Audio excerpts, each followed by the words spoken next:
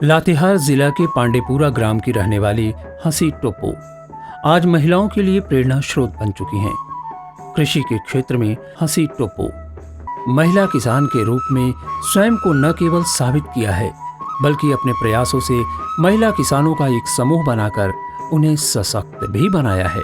महिला सशक्तिकरण की इस दिशा में इनका ये प्रयास आत्मा लातेहार के सहयोग से संभव हुआ है। हंसी टोप्पो ने आत्मा लातेहार से कृषि का प्रशिक्षण प्राप्त कर वैज्ञानिक तरीके से मक्की की खेती की शुरुआत की और दूसरे अन्य किसानों को भी प्रोत्साहित किया। समूह के माध्यम से प्रशिक्षण भी और कृषि विभाग से हम ट्रेनर भी हैं, जो हम जिस 5 वर्षीय इस बार हम गांव रेहल में हम लोग प्रशिक्षण भी दिए। खेती बाड़ी बागवानी से क्या लाभ है, खेती बाड़ी से क्या लाभ है, खेती बाड़ी क्यों करना चाहिए, अपना जीविका को बढ़ाने के लिए हम लोग खेती बाड़ी से अपने बाल बच्चा को पढ़ाने के लिए, और हम लोग खेती बाड़ी करके और हमको खेती बाड़ी में रुचि भी है और हम लोग अपने से करते हैं। हंसी टोप्पो लगभग 4 से 5 एकड़ जमीन पर स्वयं मक्का की खेती कर रही हैं। इनसे प्रोत्साहन पाकर गांव के अन्य किसान भी मक्का की खेती कर रहे हैं। इस मक्का का खेती में हम लोग इतना एकड़ में मतलब 5, 6, 10 एकड़ हम लोग लगाएं, और हम लोग मक्का का खेती में मतलब हम लोग को मतलब कम ही मतलब एक आध बार कोड़ा करते हैं, एक बार कोड़ा करते हैं, ज़्यादा मेहनत भी नहीं लगता है।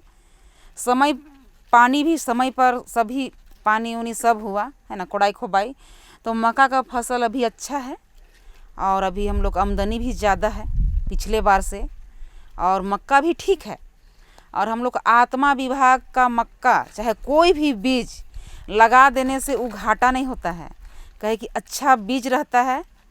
इसी चलते मतलब हम लोग बहुत खुश हैं मक्का खेती करके।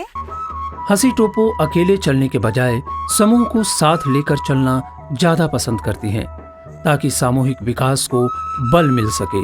यही वजह है कि इन्होंने आजीविका स्वयं सहायता समूह का गठन किया।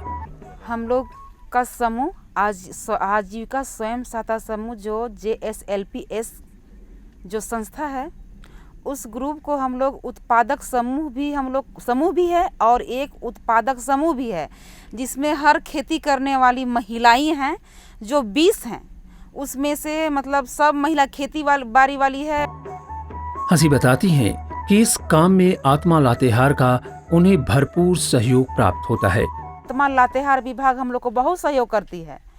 जिस साल से हम आत्मा विभाग और सिंगल विंडो से जुड़ गए, हम लोग को खाद बीज खरीदने के लिए कभी दिक्कत नहीं, पैसा नहीं भी रहा समय पर, उस समय हम लोग खाद बीज सही समय पर खेती करते हैं और हम लोग आत्मा विभाग से ही बहुत खुश हैं।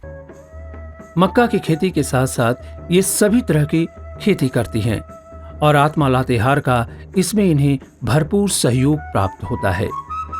मक्का का खेती तो हम लोग हर साल करते हैं, ये कभी गैप नहीं होता है। उड़द हो गया, राहड़ हो गया, उसके बाद में साग सब्जी जितना भी मटर आलू सब हम लोग लगाते हैं, मिर्चा टमाटर हो गया, और मक्का का खेती, बादाम का खेती, उड़द का खेती, सब खेती अच्छा उपज है और हम लोग अपना आजीविका चलाते हैं और हम लोग खेती बाड़ी से बहुत खुश हैं।